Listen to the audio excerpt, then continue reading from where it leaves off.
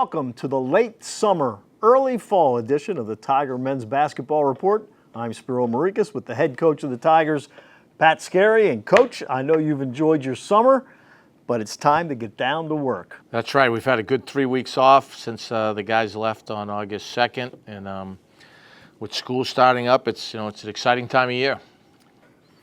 Also exciting is the schedule came out last week. And, who's the schedule maker? Because your non-conference schedule is pretty tough. We've got a lot of really good opportunities in front of us in the non-league. I am the schedule maker. But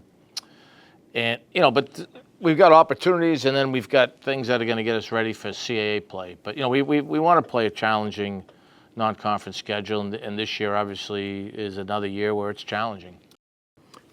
Good to see Loyola back on the schedule. You open up with the Greyhounds at the arena downtown in a doubleheader with Maryland.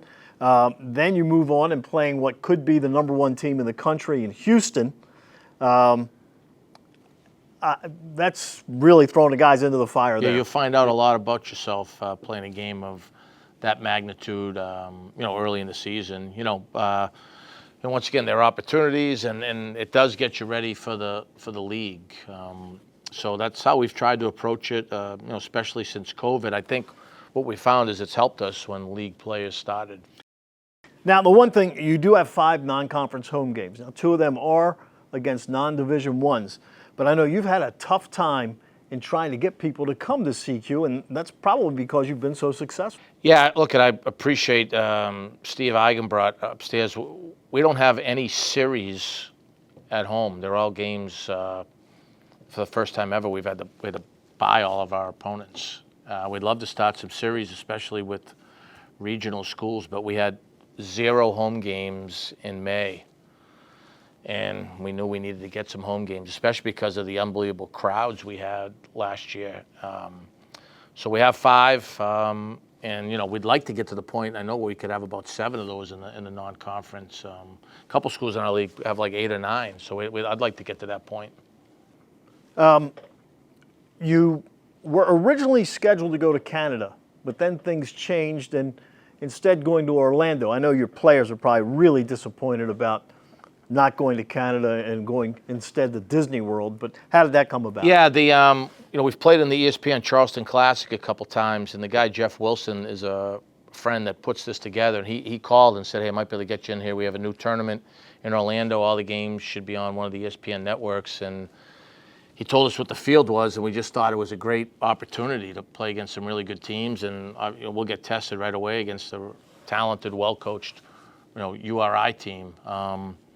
So I felt like Disney, ESPN, bunch of really good teams. Second round's either Liberty or Vermont, perennial NCAA tournament teams that we needed to do that.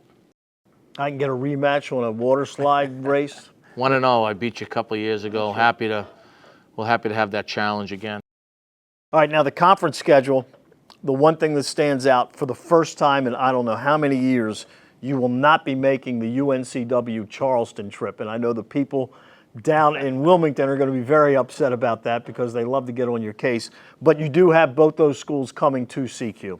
Yeah, I think we had been down there 8 times in the last 4 years. So this unbalanced scheduling, right? I think it's become a challenge for, I guess, when you have this year we have 13 teams, so you get some teams twice. I don't know how I don't envy that task. I just know we had been down there a lot, and I guess it's those teams' turns that come up here. But we got tough games. I mean, the league's going to be good. You mentioned a couple teams, and some of our traditional rivals, like Drexel, Hofstra, and some of our newer rivals will be really, really tough tasks for us.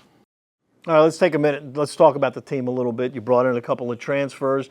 You've got some freshmen, but you've got the big 2, Tyler Tejada, Dylan Williamson, both coming back. Of the 15 players on the top 3 CAA postseason all-conference teams last year, first, second, and third team, of those 15, the only 2 returning to their school were Tyler Tejada and Dylan Williamson. Yeah, I'm appreciative of that. I think it says a lot about those kids, their families, and the way they feel about Towson and how we've tried to invest and take care of them. A big part of our philosophy is to try to find guys through our evaluation process, and then try to develop and invest in them in order to keep them.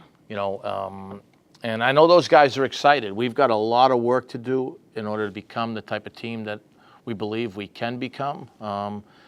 But they're a big piece of that. And then I think everyone knows we've got really good leadership here at Towson. It takes everybody in all areas in order to build and sustain a championship level program. So I'm excited for what's ahead, and I'm prepared to have a very, very fun and exciting first 4 weeks of fall before we get ready for practice. And then, again, you mentioned it briefly earlier, the crowds at the end of the year at CQ were the best they've ever been since this building opened. Yeah, I agree, 100%. And when you can sell a building out twice, you can do it every time. And I know that's the charge from Steve and his staff, and that's what we've got to figure out how to make happen. I think it's a much friendlier travel for us. Like you said, we get 5 home games in the non-conference plus a trip to open the season downtown against Loyola. So, 6 games right in our backyard before we get into league play, and we're expecting the Towson faithful to come out heavily for those games. When you look at the conference, everyone talks about Charleston and UNCW. I know there's always going to be a surprise every year. Can you think of maybe a couple of schools that are going to be tough this season? Yeah, like 12 of them, I mean, we've got really good respect for everybody in our league. Our first league game's at William & Mary, and that's a totally different style. We'll get ready for that when it's time. I don't want to give you coach speak, but I'm going to give you coach speak. Like, we'll determine how good we're going to be by how good our habits are. And for us, goal 1 is to get ready for Loyola and then a brutal non-conference. We also failed to mention you will be going back to Kansas, which was your first ever game as a head coach at Towson. I'd like to forget that one. That's for sure. That's always a tough place to play. All right, I'm going to leave you with this. You got a saying? Did you know that you cannot hold your nose and hum? I did not know that. Try it when this show ends. That'll do it for this edition of the Tiger preseason men's basketball report. I'm your host, Spiro Marikas, and for the head coach, Pat Scarry, thanks for tuning in.